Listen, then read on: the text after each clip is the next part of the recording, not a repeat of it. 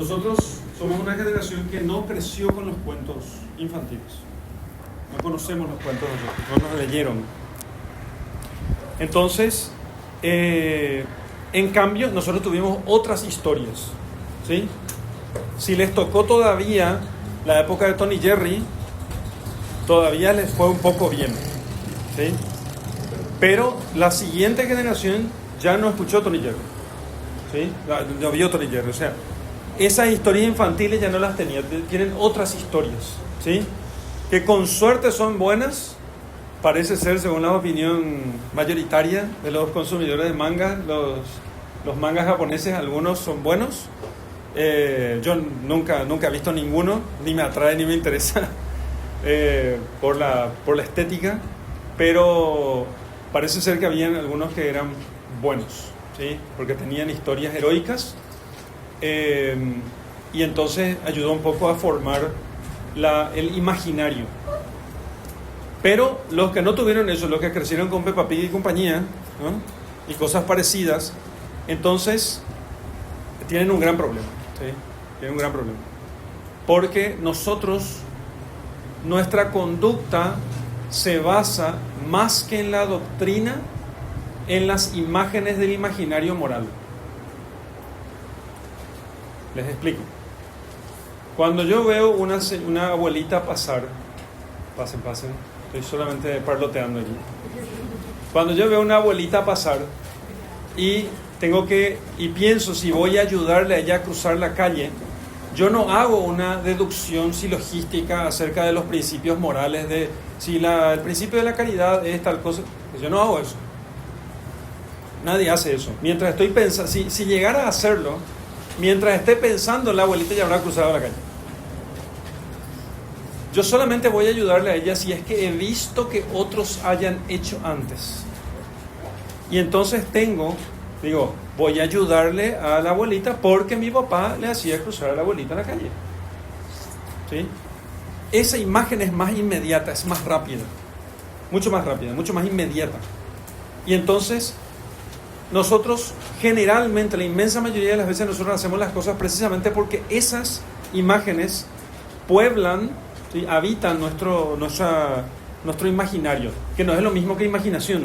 Imaginario en realidad se refiere más bien a la memoria, solo que es memoria de imágenes, ¿sí?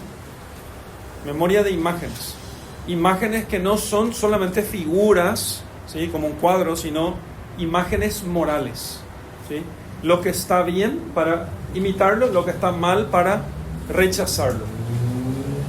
Entonces, por eso es tan importante el ejemplo de los padres, lo que se suele hablar, el ejemplo de los padres y compañía, porque todo eso puebla nuestro imaginario moral, ¿sí? O sea, el conjunto de imágenes con las cuales nosotros digamos, comparamos nuestra conducta. Entonces yo voy a hacer lo que he visto que otros hacen.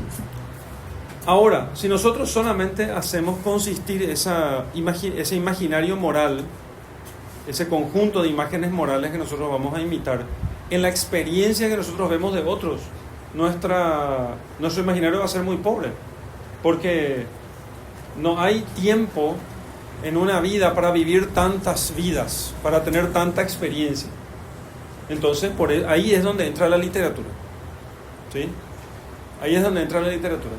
Y la literatura es importante precisamente por eso, porque nos permite vivir muchas vidas, porque fíjese, la prudencia, que es la virtud por la cual nosotros elegimos los medios adecuados para alcanzar un fin, la prudencia exige experiencia. ¿Cómo voy a adquirir experiencia? Y puede ser la experiencia propia o ajena. Y esa experiencia ajena puede estar precisamente en la literatura. Lo más fácil para poder adquirir eso es precisamente a través de la literatura infantil, que para eso está hecha. Los antiguos usaban las fábulas, luego usaron las grandes historias épicas, la Odisea, la Ilíada, las tragedias, estoy hablando de la antigüedad greco-romana, ¿no? Y después, cuando llegó nuestro Señor Jesucristo, entonces entre los cristianos pasó a ocupar eso las historias bíblicas, ¿sí? Y después, durante la Edad Media, resurgen, inspirados por las historias bíblicas, los cuentos infantiles, participando mucho de las fábulas antiguas, de las historias, de los pequeños relatos de la antigüedad, solo que ahora con inspiración cristiana.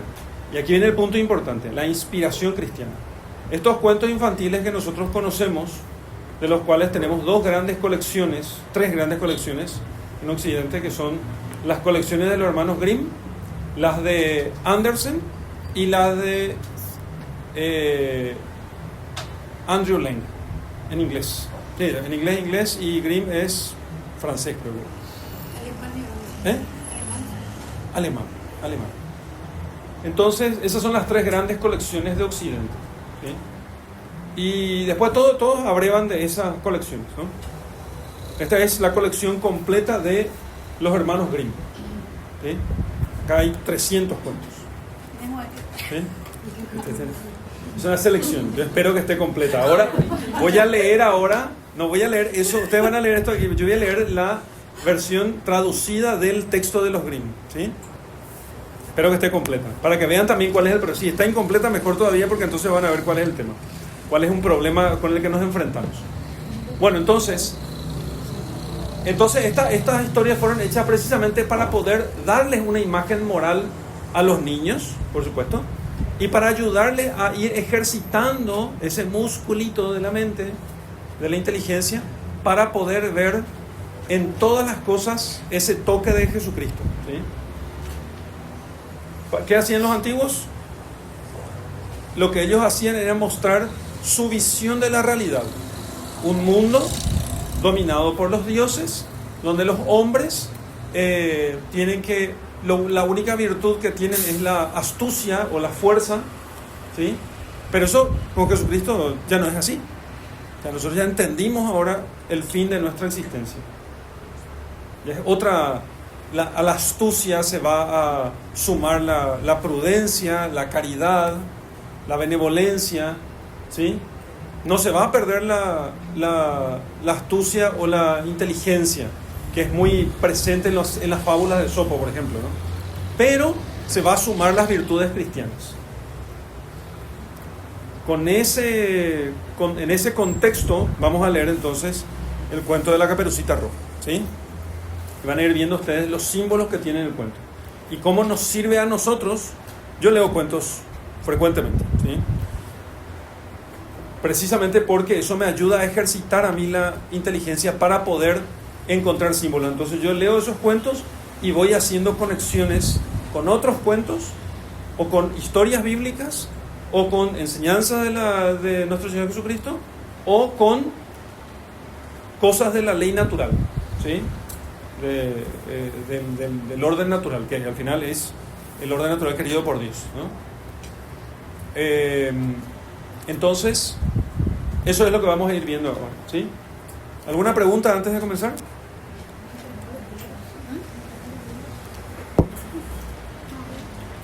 ¿Ninguna? Bueno, comencemos. Érase una vez una niña tan dulce y cariñosa que robaba los corazones de cuantos la veían.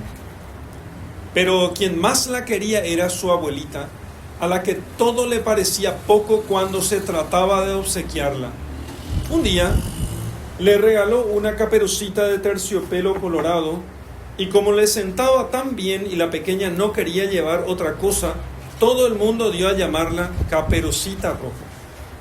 Díjole un día a su madre. ¿Qué tal? ¿Están siguiendo? ¿Sí?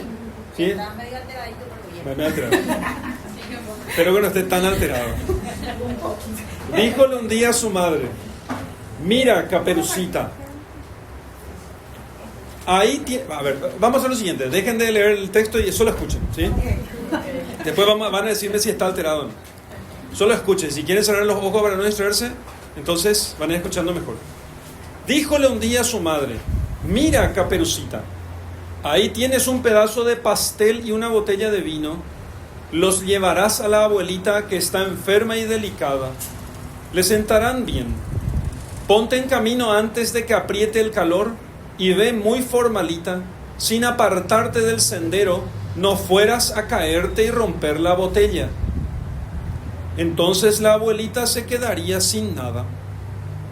Y cuando entres en su cuarto, no te olvides de decir buenos días, y no te entretengas en curiosear por los rincones. Lo haré todo como dices, contestó Caperucita, dando la mano a su madre. Pero es el caso que la abuelita vivía lejos, a media hora del pueblo, en medio del bosque, y cuando la niña entró en él, encontróse con el lobo.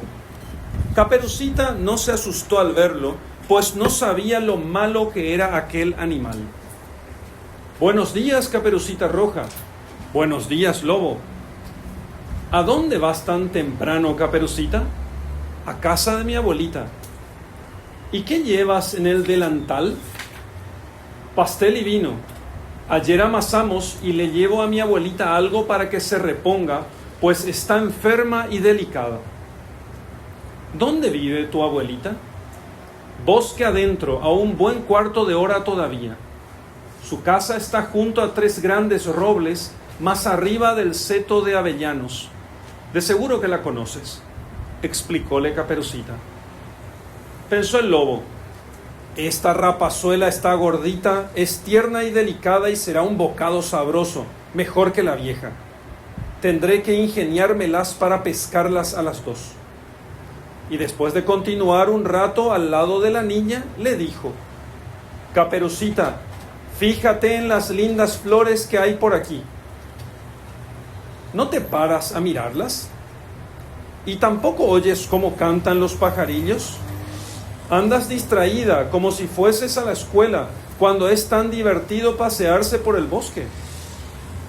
Caperucita Roja levantó los ojos y al ver bailotear los rayos del sol entre los árboles y todo el suelo cubierto de bellísimas flores, pensó: si le llevo a la abuelita un buen ramillete, le daré una alegría. Es muy temprano aún y tendré tiempo de llegar a la hora. Se apartó del camino para adentrarse en el bosque y se puso a recoger flores. Y en cuanto cortaba una, ya le parecía que un poco más lejos asomaba otra más bonita aún. Y de esta manera penetraba cada vez más en la espesura, corriendo de un lado a otro. Mientras tanto, el lobo se encaminó directamente a casa de la abuelita y al llegar llamó a la puerta. ¿Quién va?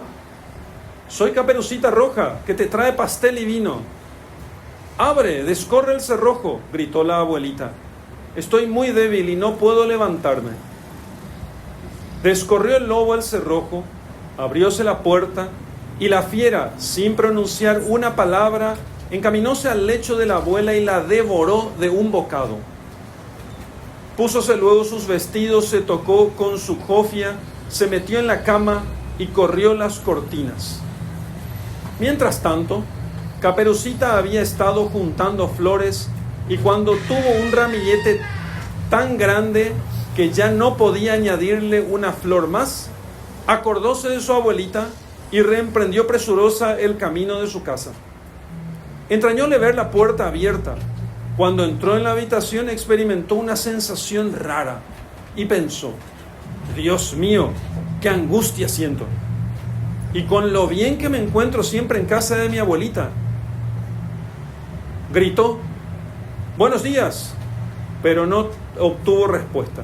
Se acercó a la cama, descorrió las cortinas y vio a la abuela hundida la cofia, de modo que le tapaba casi toda la cara, y con un aspecto muy extraño.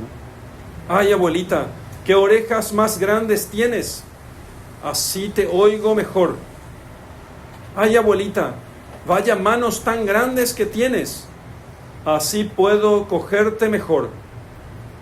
Pero abuelita, qué boca más terriblemente grande, es para tragarte mejor.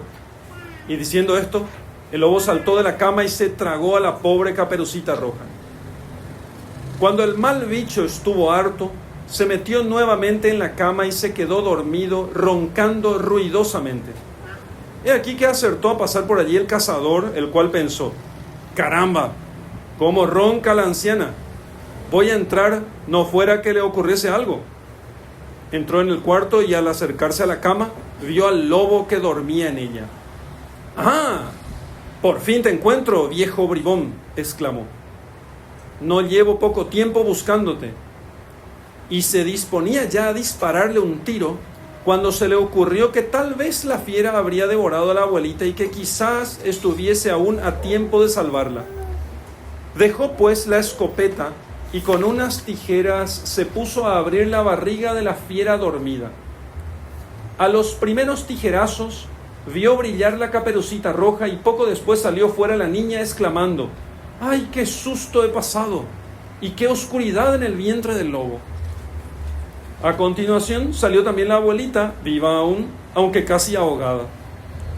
Caperucita Roja corrió a buscar gruesas piedras y con ellas llenaron la barriga del lobo. Este, al despertarse, trató de escapar, pero las piedras pesaban tanto que cayó al suelo muerto. Los tres estaban la mar de contentos.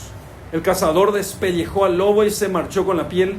La abuelita se comió el pastel, se bebió el vino que Caperucita le había traído y se sintió muy restablecida.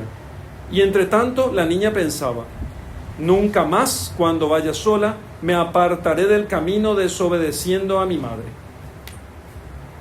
Ahí termina la primera historia. Luego hay una segunda historia, que es una segunda variante, como una especie de desenlace. No desenlace, sino una ¿cómo le llaman a estas películas que hacen? Una secuela. Cuentan también que otro día que Caperucita llevó un asado a su anciana abuelita. Cuentan también que otro día que Caperucita llevó un asado a su anciana abuelita, un lobo intentó de nuevo desviarla de su camino. Mas la niña se guardó muy bien de hacerlo y siguió derechita, y luego contó a la abuela que se había encontrado con el lobo, el cual le había dado los buenos días, pero mirándola con unos ojos muy aviesos. A buen seguro que si no llegamos a estar en pleno camino, me devora. O sea que si no estoy a pleno camino, si no estaba en el camino, si estuviese lejos del camino, me hubiera devorado.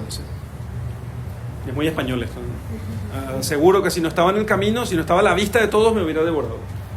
Ven, dijo la abuelita, cerraremos bien la puerta para que no pueda entrar. No tardó mucho tiempo en presentarse el muy bribonazo gritando: ábreme, abuelita, soy Caperucita Roja que te traigo asado. Pero las dos se estuvieron calladas sin abrir. El lobo dio varias vueltas a la casa y al fin se subió de un brinco al tejado, dispuesto a aguardar a que la niña saliese al anochecer para volver a casa. Entonces la seguiría disimuladamente y la devoraría en la oscuridad. Pero la abuelita le adivinó las intenciones. He aquí que delante de la casa había una gran artesa de piedra, una latona grande, como una piscina de piedra tallada, una piscina tallada en piedra, ¿no? Uno podía bañarse adentro. Una artesa de piedra, y la anciana dijo a la pequeña: toma el balde, Caperucita, ayer cociné salchichas, ve a verter el agua en que las cociné en la artesa. Hízolo así Caperucita y repitió el viaje hasta que la artesa estuvo llena. El olor de las salchichas subió hasta el olfato del lobo, que se puso a husmear y a mirar abajo. Al fin alargó tanto el cuello que perdió el equilibrio, resbaló del tejado, cayó de lleno en la artesa y se ahogó. Caperucita se volvió tranquilamente a casita sin que nadie le tocase ni un pelo. Fantástica. Es una de las mejores historias de... Bueno, ¿es diferente de la historia que leyeron? Muy diferente. No, muy diferente. Buenísimo. Palabras nomás. Buenísimo. Entonces es una buena versión, ¿sí? Las versiones que conocemos generalmente son distintas porque las hacen adaptadas, porque piensan que los niños no pueden... Hay historias que son a veces más sangrientas. Entonces, para evitar que ellos... Porque no, son niños, no tienen que ver sangre y compañía. Y así hacen a los niños inútiles, ¿verdad? Y crecen inútiles y bueno, son adultos inútiles después, ¿no? Entonces, imagínense que los niños de la campaña ven matar animales desde muy pequeños, ¿sí? Los nuestros ven sangre y se desmayan, ¿no? Entonces, para que vean nomás los resultados, ¿sí? Los resultados de cómo son las cosas. Entonces, los cuentos infantiles, estos han contado a los niños, ¿sí? A los niños. Así que no importa tanto la crueldad aquí está puesta precisamente para mostrarle al niño cómo será la vida, ¿sí? Y cómo va a tener que actuar él. Entonces, pero no vamos a hacer aquí explicación para niños, va a ser para nosotros.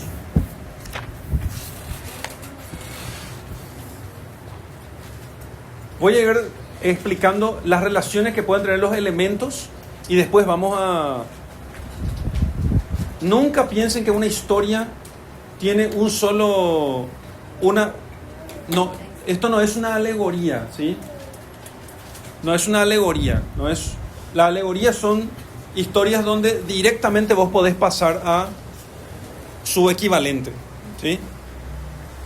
Más bien es una analogía y las analogías permiten varios niveles. Ejemplo, ¿ya vieron Narnia? ¿Sí? Narnia es una alegoría. ¿Quién es Aslan? No, Jesús. Aslan es Jesús. Es muy fácil eso, ¿sí? Ahora, ¿ya vieron El Señor de los Anillos? ¿Quién es Jesús ahí? Y bueno, en cierto modo es Jesús Gandalf, y en cierto modo, bajo ciertos aspectos, es Frodo, ¿sí? Entonces, en tanto que Frodo lleva el anillo, es Jesús llevando los pecados. En tanto que Gandalf es maestro, Gandalf es Jesús, ¿entienden? Entonces, son como varios niveles que van mostrando la cuestión. Pero no se trata simplemente de decir, este se parece a Jesús en tal cosa, sino la figura del maestro, la figura del redentor, la figura del que redime los pecados de otros. Es la figura de eso lo que nosotros vemos tanto en Frodo como en Gandalf, ¿sí? Entonces, el mal impersonal, ¿sí? Que en realidad era una persona al principio, pero impersonal en el Señor de los Anillos, ¿verdad? El ojo de Sauron, en Sauron, que es impersonal, no tiene cuerpo, ¿sí? Entonces, es una persona, pero no se muestra como tal. Y sin embargo domina sobre los otros, porque el mal funciona de ese modo, ¿sí? Entonces, lo que tenemos es analogías. ¿Eso significa que Frodo es directamente Jesús? No. Tiene algunos niveles de Frodo son parecidos a la obra de Jesucristo, que es la redención, ¿sí? En cambio, en Narnia, Aslan es Jesús directamente, ¿no? Directamente Jesús. Sin lugar a dudas, o sea, la equivalencia es exacta, es A. En cambio, en El Señor de los Anillos es A, B, A, C, A, D, A, F, A, J, ¿sí? Se compara con varias cosas. Los cuentos infantiles son como El Señor de los Anillos, ¿sí? Entonces, la Caperucita Roja se viste con un manto rojo, ¿sí? Un manto rojo. ¿Qué les recuerda el rojo? Cuando piensan en rojo, ¿qué piensan cuando piensan en rojo? Sangre, muy bien, sangre. Entonces, muerte. Sangre es muerte directamente. Si tenés sangre, estás muerta. Si ves la sangre, estás casi muerta. Camino a muerta. Camino a muerta. Entonces, si yo vierto mi propia sangre, depende. Si es para una donación, si yo vierto mi propia para suicidarme, mal. Si yo vierto, entonces tengo dos modos. Una es para hacer bien a otros y otra es para hacerme mal a mí mismo, ¿sí? Solo el mal. En uno hay un mal por un bien y en el otro hay el mal por el mal. Entonces, pero todas estas cosas tienen como relación, ¿ven? Tienen relación todas estas cosas. O sea que la sangre puede tener alguna relación con, de tal, fíjense, otra cosa. ¿Qué hace el rojo con los animales? ¿Eh? Entiendo. Les llama la atención, les altera, porque el rojo es así, por eso no se usan, es muy raro que se usen cortinas rojas en la casa. Se usan cortinas bordeaux y cosas por el estilo. Si es rojo, una cosa queda un poco chocante, dirían algunos, ¿no?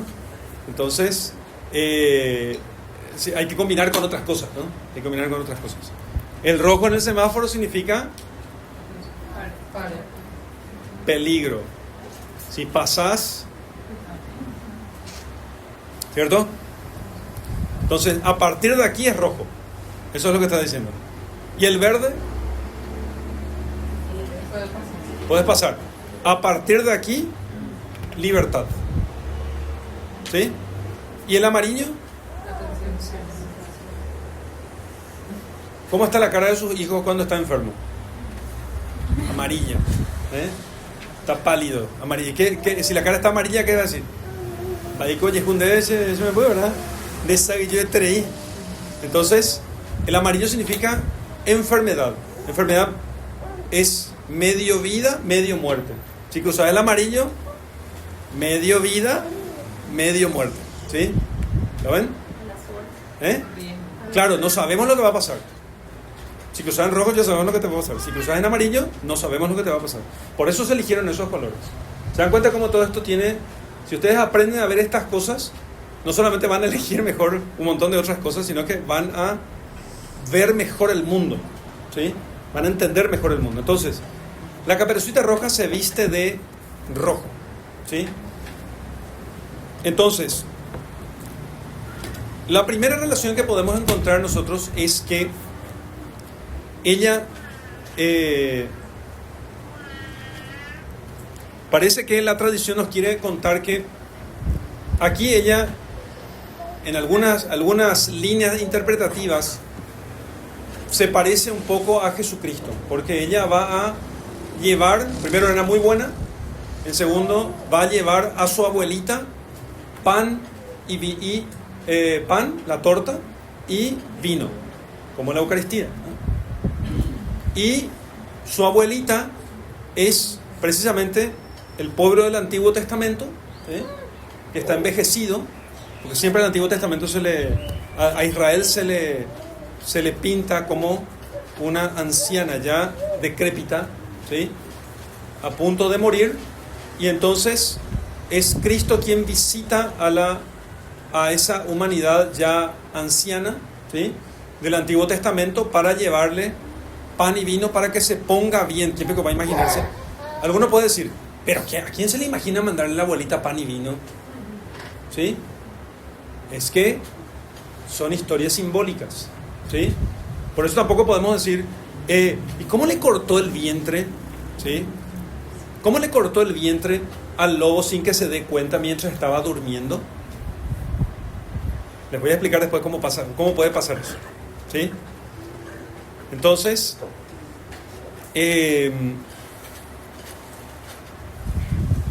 la figura de la Caperucita. Hasta allí tenemos nosotros a Jesucristo en la Caperucita, ¿sí? Y el lobo que procura tentarle a la Caperucita continuamente. Pero cuando logra desviarle de su camino, entonces la Caperucita deja de parecerle a Jesucristo, ¿sí? Y se parece a nosotros, que también fuimos cubiertos por la sangre de Cristo en el sacramento del bautismo, ¿sí? Y que precisamente somos llevados a llevar a nuestros hermanos el pan de vida que es Jesucristo, ¿cierto? Entonces, de hecho, el buen samaritano, ¿con qué limpia las heridas de aquel hombre que fue golpeado por los ladrones? Con vino y aceite. Con vino limpia sus heridas, ¿sí? Entonces, por eso tiene sentido esto de que le vas a llevar vino para que se ponga bien. Le vas a llevar vino para que se ponga bien. En ese sentido es medicina, ¿sí? Entonces, y el lobo, que precisamente muestra aquí el mal como con toda su fuerza. Fíjense cómo la Caperucita no reconoce la maldad en el lobo. ¿Por qué no reconoce la maldad en el lobo la Caperucita? Vamos, es fácil esa. Porque su mamá no la ayudaba. ¿Ah? Porque su mamá no la había advertido. Su mamá no le había advertido, Ya no conoce. no conoce al lobo. Porque el lobo también le pinta algo muy bueno y ella con su inocencia cae. O sea, no sé, ningún malo se presenta como malo. Hola, soy malo y te voy a hacer el mal. Entonces, ¿la culpa es de quién? La culpa, por decirlo así. De ¿por qué ella no sabe de la maldad del lobo? Falta orientación. Hay varias razones que podemos notar aquí. No está habituada. No le ve siempre el lobo. Por su inocencia, porque es muy niña todavía, o porque su madre nunca le leyó cuentos infantiles, precisamente. Entonces no está advertida ella acerca de la maldad posible en el mundo. No sabe ella. Encontró un lobo, dice, es como si hoy ustedes ponen a un niño pequeño delante de un león, ¿qué va a hacer? Le va a intentar tocar. Y será su último día, ¿no?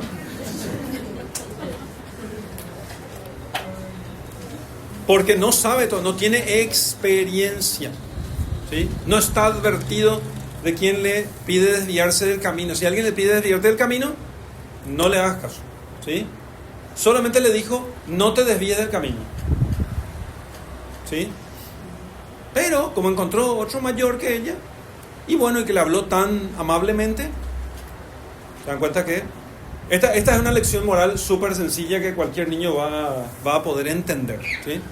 No hables con ningún extraño, ¿no?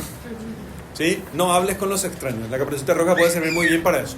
Pero no hay que nomás quedarse en ese tema porque si no se empobrece la historia, ¿no? Entonces, el lobo, a ver, le dice otro detalle más. ¿A cuánto vivía la abuelita de la casa de la casa de Caperucita? 30 minutos, media hora.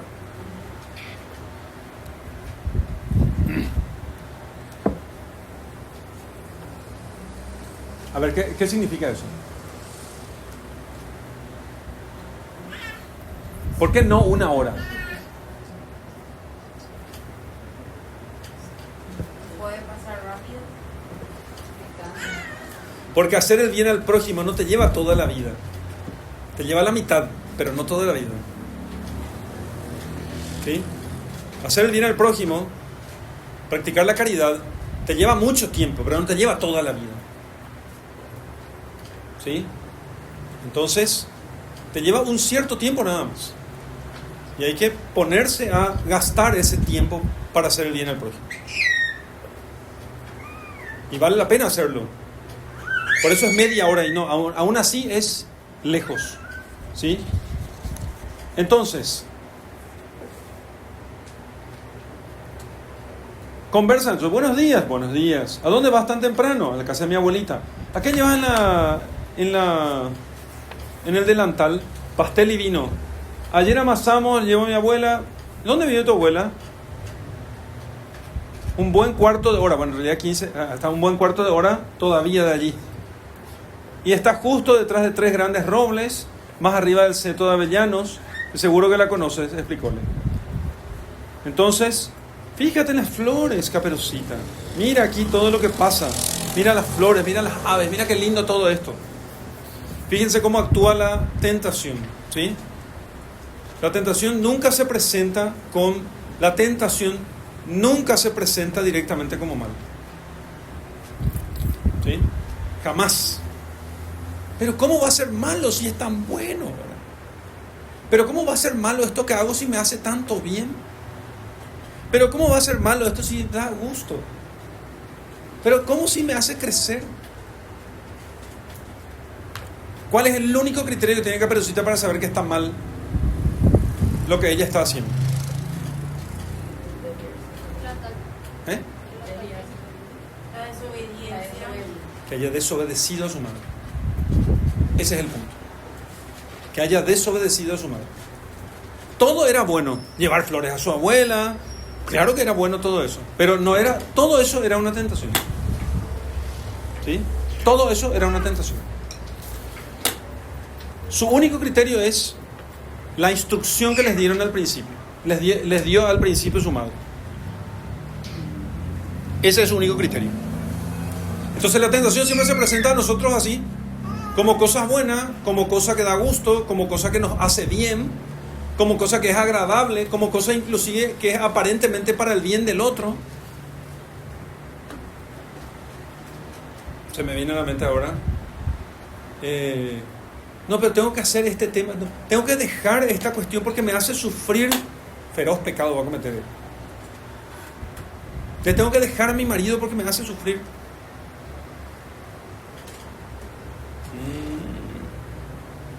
Parece bueno, me hace crecer, pero la instrucción del principio era otra. La instrucción del principio era otra.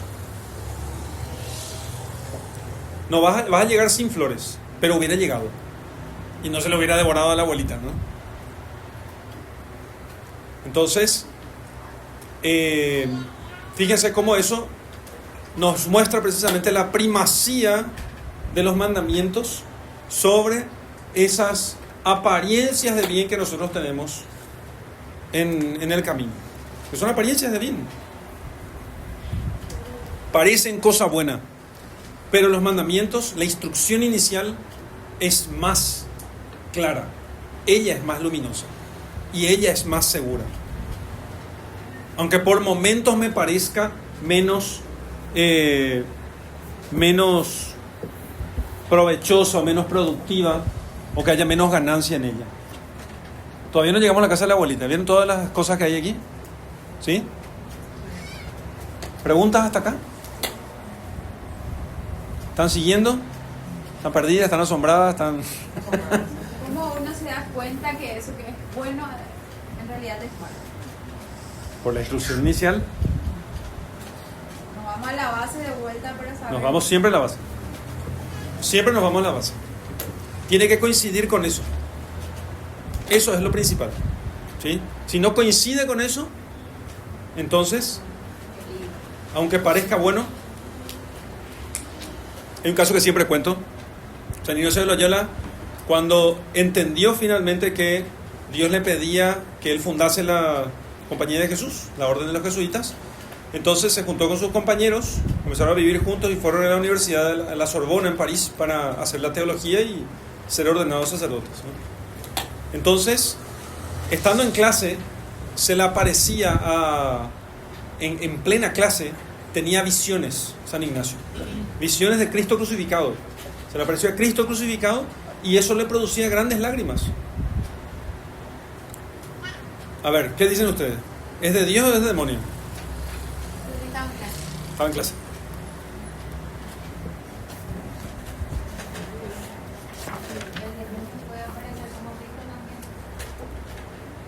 ¿Ideas? ¿Dios o el demonio? No quieren equivocar sin nada, ustedes por eso no dicen nada. Tenía que estudiar, porque si no, no se ordenaba sacerdote y no podía fundar la orden. Y nosotros hubiéramos estado aquí colgados de los árboles todavía. No íbamos a tener misioneros jesuitas que viniesen a América. ¿Entienden? El demonio le estaba mostrando. ¿Comprenden? Era el demonio el que le estaba mostrando a Cristo crucificado, para poder moverle a devoción y a lágrimas, pero distraerle en la clase. ¿Comprenden? Bueno, eso es para los santos, ¿verdad? A nosotros los pobres mortales nos pasa cosas un poco más sencillas, pero a veces incluso menos difíciles de notar. Para notar tenemos que ser humildes nomás, ¿sí? Porque se nos dice, me pasó muchas veces, les dije a la persona, esto no es así, esto no es así, no es así, no es así. Pierde su matrimonio, pierde su vocación, pierde todo. Y todo porque en ese momento me hacía sufrir. Sí, ya sé que te hace sufrir.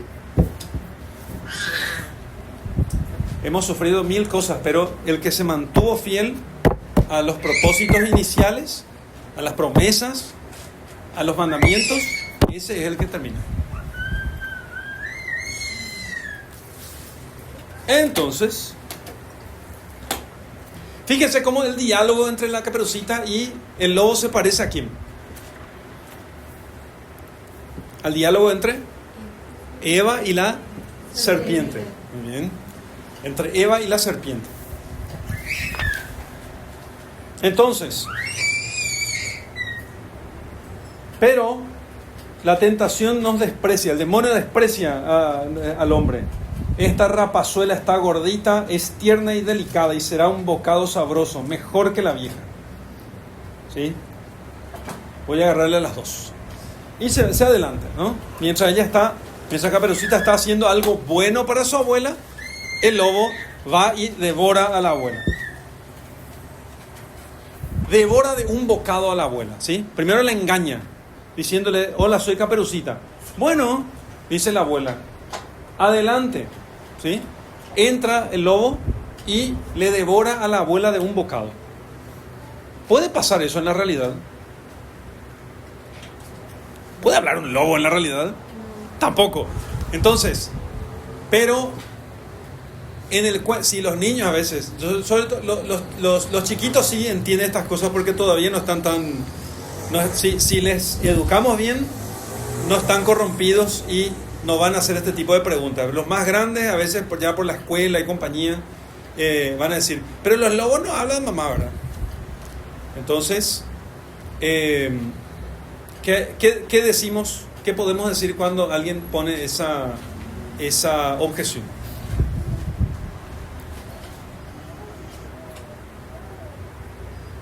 Los lobos no hablan mamá.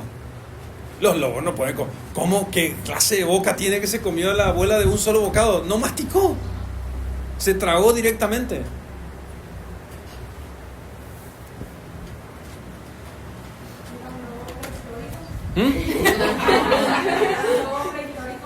Los lobos prehistóricos. Eso, por ejemplo, eso es mentalidad cientificista. Esa es la respuesta que no tienen que dar.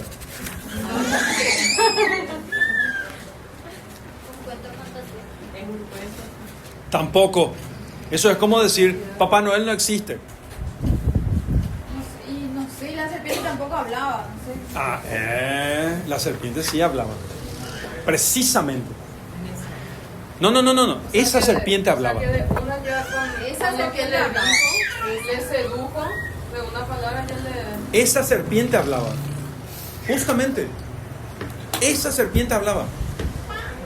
Porque no era una serpiente cualquiera. Era el demonio en forma de serpiente. El mal se puede presentar de diferentes formas para... Exactamente. Para seducirle, pero claro. No para seducirle porque no van a entender esa palabra. Entonces, ¿Papá Noel existe o no existe?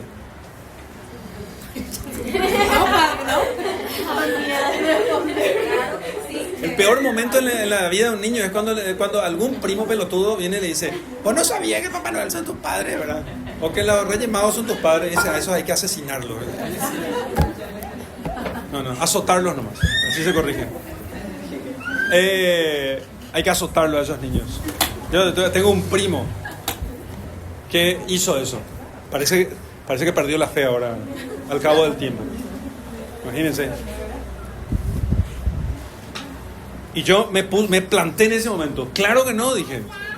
Los Reyes Magos son los que nos traen regalos. Me acuerdo del diálogo inclusive. Sí, yo niño. Entonces, Papá Noel no existe, ¿sí? Papá Noel sí existe y es precisamente el que te trae los regalos, ¿sí? Es necesario mantener esa mentalidad simbólica en los niños. Ya después se darán cuenta y agradecerán precisamente todo eso. Entonces, en esta historia, el lobo sí habla. En esta historia, el lobo sí habla. Y en esta historia, el lobo es capaz de comer a la abuela de un bocado. Ya está. No den respuestas científicas, ¿sí? Ni den respuestas de tipo así, ¿cómo se? Desmitologizantes. No, esto es una historia, esto es imaginario nomás, mi hijo. Porque entonces no va a servir, ¿sí? No va a servir para nada. Y no van a poder leer después, no van a poder leer la historia de la Biblia que sí son reales. ¿Comprenden? Se lee eso así como está. En esta historia, el lobo habla. Y el lobo se puede comer a las personas de un solo bocado. ¿Sí? Es en una tierra muy lejana, amigo. En estas tierras el lobo habla.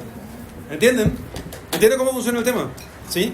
Y nos transportamos nosotros a esas tierras para poder aprender de su ejemplo lo que nosotros necesitamos para que no nos suceda lo mismo.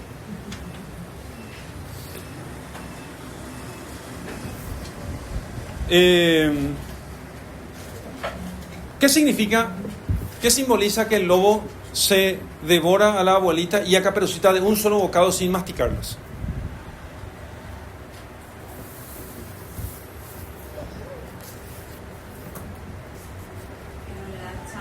No le da chance. Si te mastica, te da chance. Al contrario, ¿eh? El mundo no te da los chances, el mundo te va a tragar y te desvía. El mundo, el lobo es el mundo. Mal. Estoy intentando acá. El mundo es el mal. Te digo, no va a querer salir de la casa. Lo malo, entonces. El mal. ¿Sí? El mal. Líbranos del mal. Ustedes necesitan entender ese tema. Y líbranos del mal. Entonces, el mal es el problema. Y es necesario entonces personificar el mal. Hay que personificar el mal. Porque si no, no entendemos qué es líbranos del mal. Pasa un poco con este tema como con el Ministerio de Educación hoy, que son unos hijos de su madre, cada vez peor. Cada vez que escucho historia de los directores y compañía, mi párroco fue director de varios colegios, las cosas me cuentan el tema. No solamente está enojadísimo con la gente del ministerio, sino que realmente confirma todo lo que vengo diciendo hace años sobre el tema de la educación. Ellos prohíben, y eso pasó en nuestra escuela, dicen, no podés decir estás de castigo. Tenés que decir, andate a descansar. Imagínate el problema semántico que le metes al niño en la cabeza. O sea que cada vez que vos haces el mal, vos te vas a descansar. Le volvés loco al nene. ¿Entienden? Le volvés loco. Entonces, ¿cómo el niño va a entender que Dios sí castiga, por ejemplo? Porque Dios castiga a los malos. Si Dios no castiga, sería espantoso. Un Dios que no hace justicia. Que no da a cada uno según sus obras. ¿Por qué pedimos perdón a Dios si Dios no castiga entonces? Pedimos perdón a Dios porque Dios es misericordioso. Pero también porque, si no, Dios castiga a los malos. Premia a los buenos y castiga a los malos. Eso es doctrina católica. Desde siempre. Solamente así puede haber justicia en este mundo. Si Dios no castigara y todo se salvara en automático, bueno, para los progres, Hitler, no sé, qué sé, y Trump están sí o sí al infierno, ¿verdad? Pero el resto, todos en automático al cielo. Entonces Dios nunca castiga. ¿Por qué? Porque no usamos el término castigo. Porque si decís castigo, la gente se queda traumada más o menos. No. Entiende cómo funciona la cosa. Entiende cómo funciona la realidad. Y que la realidad, o sea, la naturaleza también castiga. No sé si escucharon alguna vez la frase, Dios perdona siempre, los hombres a veces, la naturaleza nunca. La naturaleza nunca perdona las cosas que nosotros hacemos contra la naturaleza. ¿Sí? ¿A qué se refiere eso? No se refiere a los arbolitos que tenemos en casa, se refiere a lo que hacemos contra nuestra naturaleza. ¿Sí? Si yo como mal, me enfermo. ¿Sí? Si yo tengo un estilo de vida que es no saludable, me enfermo. O sea, la naturaleza no me perdona. ¿Sí? Entonces, el mal, aquí personificado en el lobo, en estas tierras lejanas, el lobo se apareció a la Caperucita el mal se apareció a la Caperucita como un lobo. ¿Sí? Y devora de una vez, porque por eso les devora. Si les hubiese masticado, no hubiesen estado vivos en su estómago. ¿Por qué le devora de una vez? ¿Por qué no les mastica? Porque el mal, en cierto sentido, ¿sí?, nunca nos mata de una vez. Por eso pueden arrepentirse y pueden volver a Dios, ¿no? Si no, cada pecado sería el acabose. Pero no es el acabose, ¿sí? Hay chance, ¿sí? Hay chance. Y la chance es el cazador. ¿sí? La chance es precisamente el cazador. Esto no van a saber ustedes, pero el cazador también se refiere aquí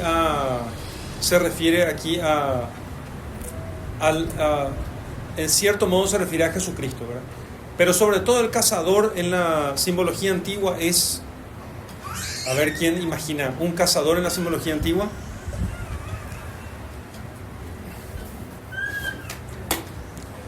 El centauro Quirón, Aries. ¿Ya vieron su horóscopo alguna vez? No, Aries no. ¿Cómo se llama este? No es Aries. Aries es el carnero. El otro, el medio caballo, medio hombre que... Sagitario. ¿Eh? Sagitario. Sagitario. Es el centauro Quirón. Quirón, que fue el que educó a Aquiles. ¿Sí? Entonces, Sagitario en realidad significa arquero, significa. Sagitta en latín es flecha. Sagitario es el que lanza la flecha. Y el centauro, el Sagitario, el símbolo de Sagitario es un centauro apuntando con el arco hacia arriba. ¿Sí? Hacia arriba. Le está apuntando hacia las cosas de arriba. Entonces, por eso el cazador es prudente. Fíjense. Él llega y aunque en un primer momento él piensa en disparar, cazar, o sea, disparar con un tiro a la bestia, y que venía buscándola hace mucho tiempo, ¿sí? Sin embargo, dice, quizá esté todavía viva. Piensa en esa posibilidad. Justamente el cazador tiene la prudencia que ninguno otro tiene. No tuvo la abuelita y no tuvo ni la madre ni tuvo la Caperucita. Quizá tal cosa. Puede suceder esto. Vamos a ver qué tal. ¿Sí? Es muy importante desarrollar este tema, esa conducta en nosotros siempre. De pensar, a ver, ¿y si es inocente? ¿Y si es inocente? ¿Y si podemos salvar un poco más? ¿Y si se da cuenta? Y entonces, justo logra él entonces salvar así a la Caperucita, ¿sí? Y a la abuelita. Una cosa más. Cuando llega la Caperucita, fue un poco hacia el final. Llega la Caperucita y entonces empieza a describirle: ¿qué orejas grandes tienes? ¿Qué manos grandes tienes? ¿Y qué boca grande tienes? Tiene orejas, tiene boca y tiene mano, ¿sí?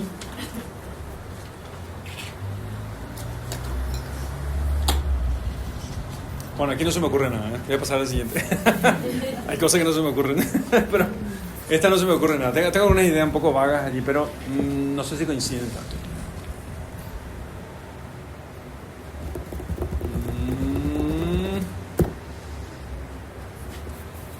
A ver, te oigo mejor, te agarro mejor y te trago mejor. Ah, sí, claro. El mal primero nos escucha para saber qué nosotros queremos y buscamos. Luego nos toma, ¿sí? Y finalmente nos devora. ¿Ok? Escucha. Entonces son como los pasos de la tentación. Primero escucha, luego toma, y todavía uno está a punto de librarse, y después finalmente nos devora. De hecho fue lo que hizo con la Caperucita. Primero la escuchó, ¿sí? Por eso pudo imitar la voz de la Caperucita. Luego la tomó. ¿Cómo la tomó? Convenciéndola de que vaya a juntar las flores. Y luego la devoró. Fíjense ustedes que yo no preparé esta charla, yo solamente leí el cuento una vez, ¿sí? Antes de venir. Hace muchísimo que no leo la Caperucita, ¿sí? O sea, todos estos símbolos que estoy haciendo con ustedes ahora, lo estoy haciendo ahora así al vuelo, ¿sí? La idea es que en la medida que ustedes se acostumbren, se habitúen a la lectura de cuentos clásicos y de la Sagrada Escritura también, de a poco ustedes vayan sacando. Esto no se memoriza, ¿entienden? No es que se memoriza, no puedo escribir yo un comentario sobre este cuento haciendo esto. Porque cada vez que yo lea voy a encontrar cosas nuevas. Voy a olvidar las anteriores, ver cosas nuevas, y entonces por eso es importante que estas lecturas sean continuas. No le contás el cuento a tu hijo una sola vez, no lo lees vos una sola vez, ¿sí? Así como la escritura no la leemos una sola vez. Al cabo de los años, al cabo de 3 años, escuchamos, digamos, toda la escritura otra vez y otra vez en el ciclo litúrgico que se repite cada año, y así la historia de Cristo. Cada año tenemos una lectura completa de la vida de Cristo. Cada 2 años en el ciclo semanal, cada 3 años en el ciclo dominical. Y de nuevo empezamos otra vez, ¿sí? Año 1, año A Mateo, año B a Marcos, año C a Lucas. Juan se dedica a los tiempos de Semana Santa, fin de Cuaresma, Semana Santa y Pascua, todos los años. Y en el ciclo ferial, entre semana, de lunes a sábado, tenemos su propio ciclo que se completa con el dominical. Pero siempre son las mismas lecturas. Y volvemos una y otra vez, y entonces cada vez la inteligencia de los textos va mejorando, va profundizándose. Lo mismo pasa con esto.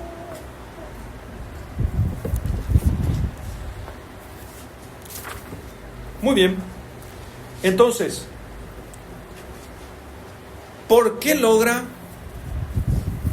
¿cómo logra abrirle la barriga el cazador con una tijera y mientras el lobo está durmiendo? ¿Cómo pasa eso? Y no sintió, ¿cómo? ¿Y no sintió dolor? ¿No se despertó?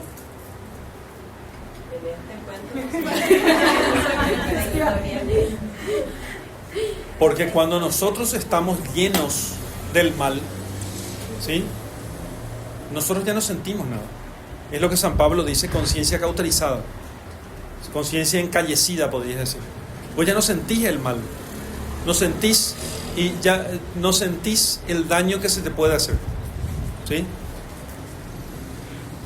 Estás como adormecido, ¿sí?, porque el lobo estaba durmiendo y roncando, y su propio ronquido hacía que él no escuchase toda la conversación ahí entre el cazador y y no sintiese nada de lo que estaban haciendo con él. Ya no te das cuenta. Ya no te das cuenta. ¿Entendés? Cuando estás ebrio del mal, vos ya no te das cuenta de nada. Entonces, colocan piedras en su barriga. El lobo, al despertarse, pues después costuran otra vez, trató de escapar, pero las piedras pesaban tanto que cayó al suelo muerto. Yo creo que es mejor cerrar esto, ¿eh? ¿Se puede cerrar esto? Sí, está bien. Ah, sí, esto no sirve de nada. Me mejora un poquitito. Entonces, ¿qué significan las piedras? ¿Dice cuántas piedras? Corrió a buscar gruesas piedras y con ellas llenaron la barriga del lobo. No se me ocurre nada. Pasamos al siguiente.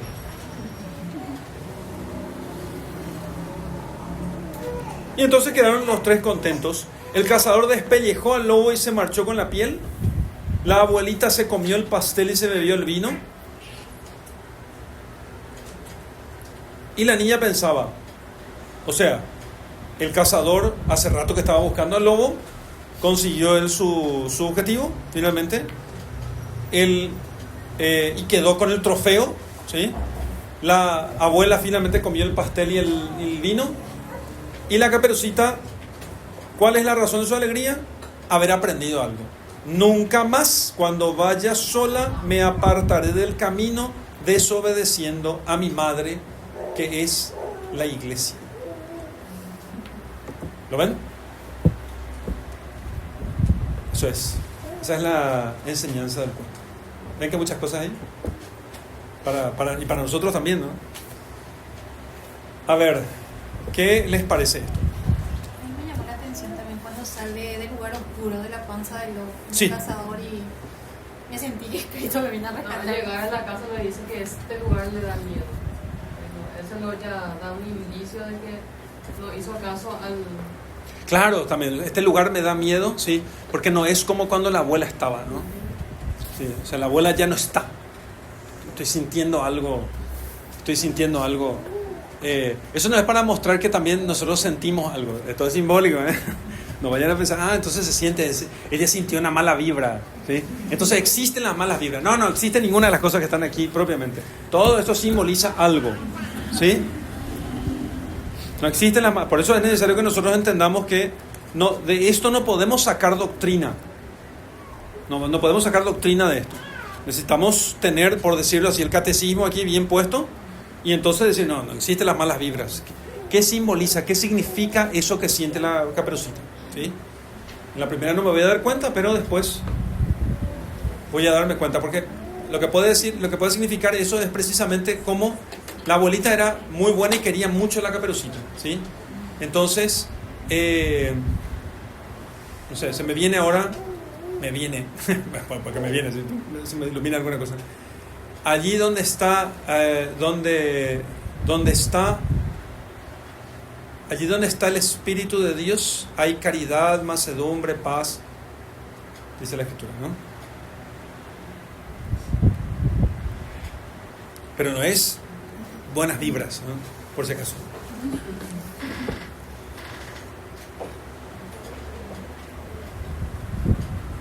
La segunda historia, la secuela, es muy interesante porque muestra precisamente cómo engañan al lobo y cómo el lobo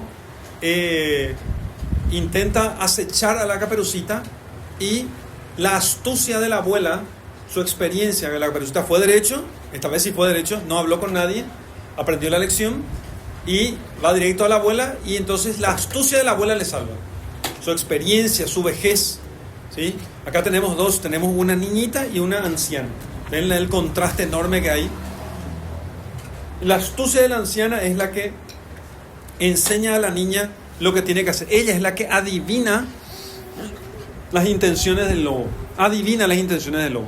No es que adivine como si fuese que un espíritu le revela, sino que es la prudencia, su experiencia es la que le hace pensar en las posibilidades. Y entonces esa experiencia le hace decir, esto es lo que está buscando el lobo. Entonces le tiende una trampa y vence al lobo precisamente en aquello que el lobo, en el vicio del lobo. ¿Cuál es el vicio del lobo? La gula. ¿Sí? El vicio es la gula. El lobo muere ahogado en una tina de piedra,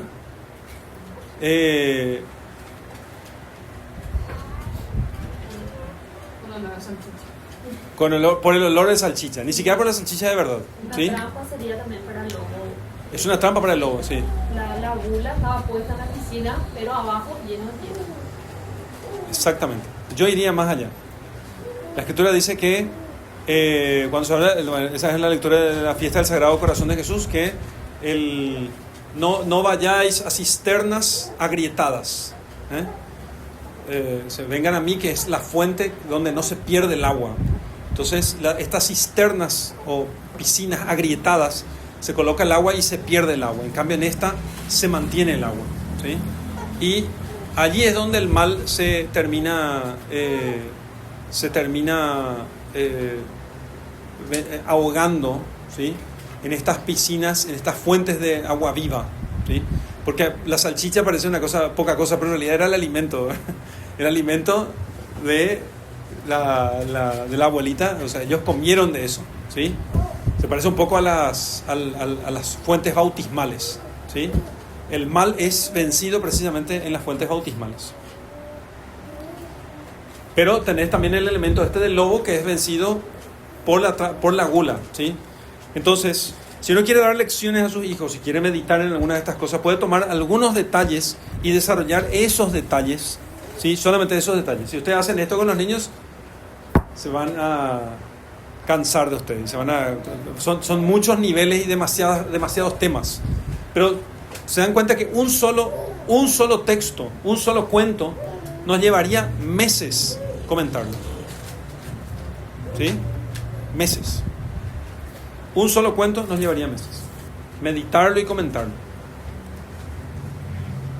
Tampoco es para decir que los cuentos infantiles no es para meditarlo durante horas, como la Sagrada Escritura, ¿sí? Es como una especie de píldora, ¿sí?, de sabiduría. Es una píldora de sabiduría. Uno toma el cuento, se concentra en un aspecto y sigue el camino, ¿sí? Toma el cuento, se concentra en un aspecto y sigue el camino. Yo ya estoy haciendo nada más una exposición de vendedor para convencerles de que tienen que leer los cuentos infantiles y cómo tienen que leerlos y qué tienen que buscar en ellos.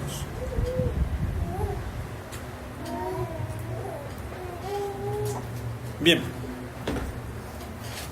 ¿Qué más? ¿Qué más se le ocurre?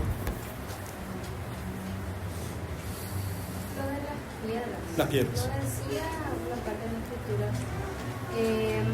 Si uno borró con nuestros pequeños, más le vale atarse una piedra al cuello. Ah, buenísimo. Y capaz Muy bien. por ahí la piedra grande, y justamente también, si tu ojo te hace pecar, y es de loco, como que el estómago era el lugar donde pecaba, por la gula, la boca del estómago, ahí van las piedras, como que eso es el causante de su derrota. Perfecto. Muy bien. Así se hace. Exactamente. ¿Sí? Exacto. También porque las piedras sirven para apedrear malhechores. ¿Cierto? Aquí sirvió de castigo a las piedras, ¿no? Fueron piedras grandes. Uno dice, piedras grandes no entran. ¿Cómo piedras grandes pueden entrar? Bueno, uno puede imaginar una avalancha de piedras grandes cayendo, ¿sí? Entonces, las piedras grandes, ¿sí?, sirven, precisamente aquí terminan llevándole a la derrota en eso. Claro, esto es una historia sobre la gula, en cierto modo, entre otras cosas, pero fundamentalmente es sobre la gula. Una historia sobre la gula. O sobre la desobediencia, o sobre la redención, o sobre la Eucaristía, o sobre... ¿Se dan cuenta de todos los temas que tenemos? Hay muchos temas aquí. Y cada uno de estos temas tiene varios pasajes del cuento que pueden servir. Bueno, esa es la idea del cuento infantil. Así que el cuento no es simplemente para dormir o para entretener, ¿sí? Los cuentos de hadas, esto es un cuento de hada, no son apenas para entretener. Pueden entretener, pero no son solo para entretener. También dan lecciones. Muchas veces vamos a encontrar como moralejas al final, a veces entretejidas en la misma narración. Otras veces no encontramos moralejas, pero se desprende la moraleja fácilmente de la historia. Aquí tienen que saber, no sé si saben, pero los hermanos Grimm no son quienes escribieron estos cuentos. Ellos solamente recopilaron los cuentos. También Hans Christian Andersen, no escribió los cuentos, recopiló los cuentos y buscó la versión más extendida, la más completa, ¿sí? Entre todas las versiones que fue encontrando, la más extendida. Y esa es la versión que coloca precisamente, o la que le parecía más coherente o la mejor hecha, es la versión que él coloca aquí. Porque todos estos cuentos, antes del libro, eran contados, eran transmitidos solamente de forma oral, ¿sí? Una vez que se puso por escrito, entonces quedó, digamos así, fijado el canon de los cuentos gracias a estos autores. Pero nosotros podemos usar estos cuentos para seguir contándoles a nuestros hijos, pero primero para aprender nosotros. O sea, antes de contárselos a sus hijos, es necesario que ustedes aprendan a leer eso y mirarlo de este modo al leer los cuentos. Hay cuentos que parecen oscuros. Sí, hay cuentos que parecen oscuros, que es como que no tienen un final feliz, ¿sí? Entonces estos cuentos no pretenden, de propósito están ahí, no tienen un final feliz, pero te cuentan cómo funciona la realidad, ¿sí?